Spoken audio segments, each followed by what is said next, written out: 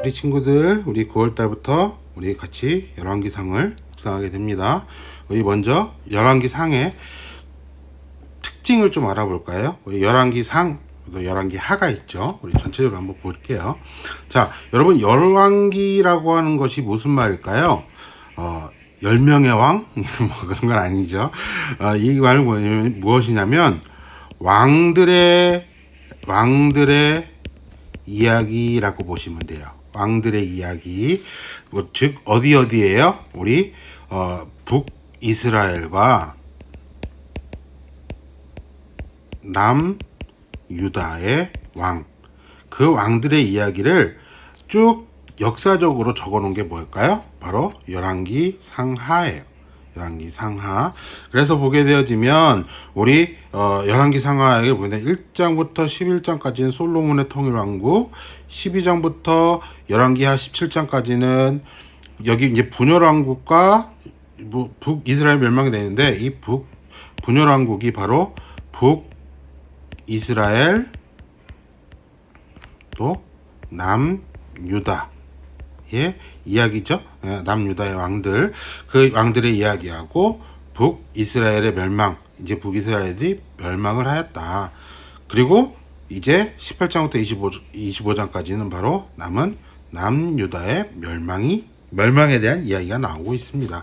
이것을 왕들의 이야기로 뽑은 것, 왕들의 이야기로 하는 것이 뭐예요? 바로 열왕기 상하, 왕들의 이야기다. 그래서 이 왕들의 얘기가 바로 열왕기 상하다. 그런 거죠.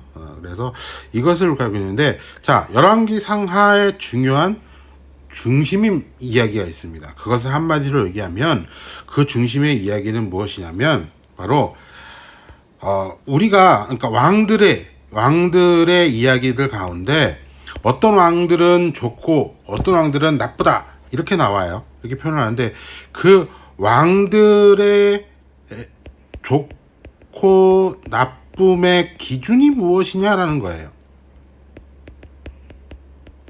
즉, 이 이야기인즉슨 무엇이냐면, 우리가 열왕기 상하를 읽을 때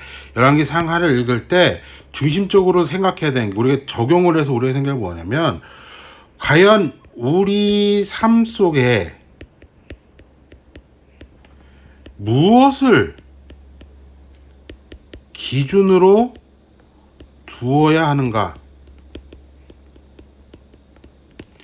바로 이 이야기, 이것이 중요한 거예요.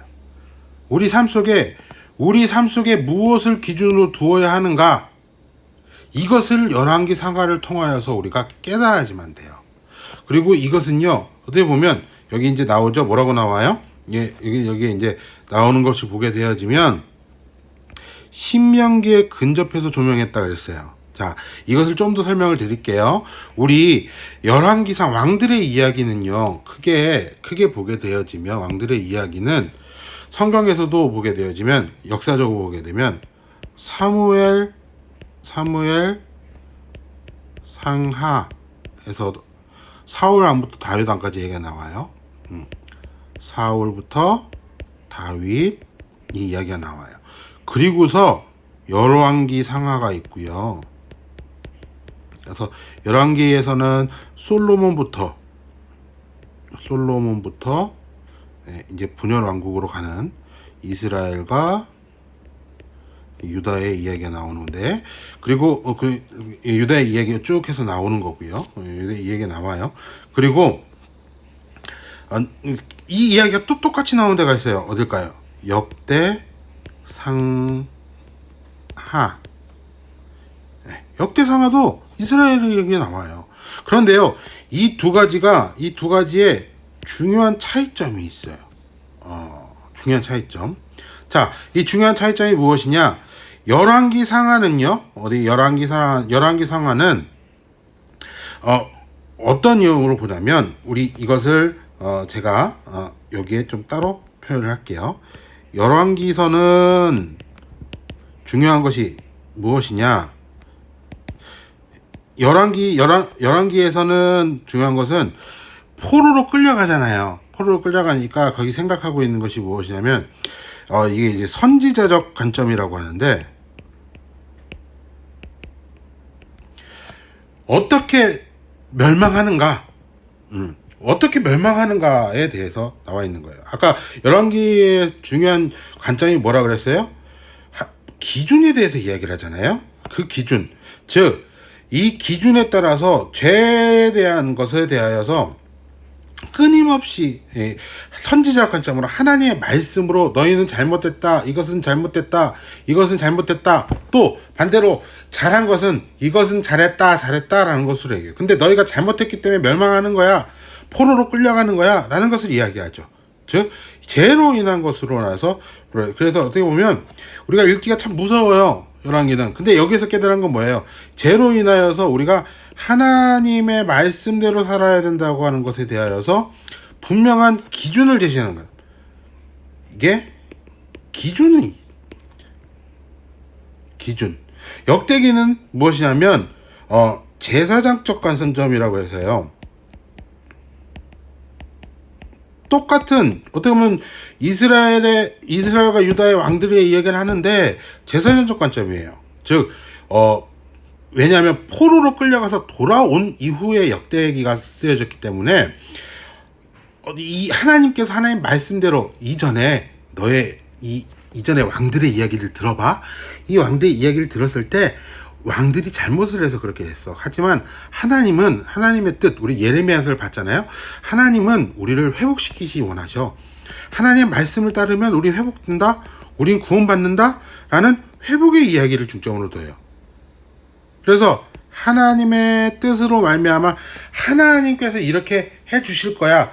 그래서 이것을 결단하는, 이제 하나님의 말씀으로 뭘 하기 원하는 거예요? 결단하고 그렇게 살아가라 라는 거예요.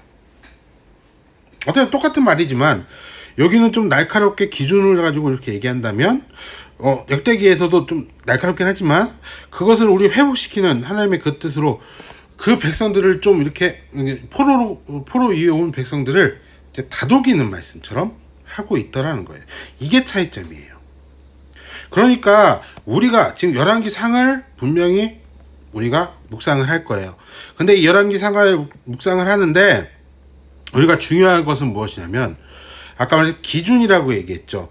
하나님께서는 분명한 기준을 말씀하시는 거예요. 어떤 기준이에요? 하나님 말씀이 기준인 것. 즉 하나님이 기준이 되어져야 된다. 하나님이 기준이 되어져야 된다는 것을 분명한 말씀을 주시는 거예요. 우리가 그것을 가지고 살아가는 거죠. 그래서요, 보게 되지만 여기 보면 뭐 여러 가지 사건들을 한번 보시고요. 큐티 공략은 어떻게 해야 되냐. 그래서 하나님 말씀에 순종하는 일상이 앞날에 큰 영향을 미치는 사실을 기억하기. 즉 하나님의 기준으로 살아가기라는 거예요. 그래서 완벽한 인간왕은 없었다. 모든 것이 하나님의 은혜와 자비라는 사실을 묵상하기. 하나님의 기준으로 살아가는 것. 하나님의 은혜와 자비를 누리는 것. 즉 하나님의 나라를 살아가는 것이라는 것이죠. 그래서 열왕기 상에는요. 자, 다윗이 먼저 1장부터 4장까지 나오죠. 그리고 이제 솔로몬의 이야기가 나옵니다. 그리고 북이스라엘의 9명의 왕이에요.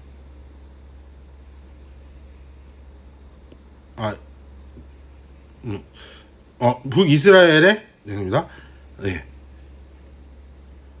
8명의 왕, 그렇죠? 그리고 남유다의 4명의 왕의 이야기가 나온다. 이 이야기를 통하여서 우리가 깨달아야 할 것은 무엇이다? 하나님의 기준. 아까 얘기했죠?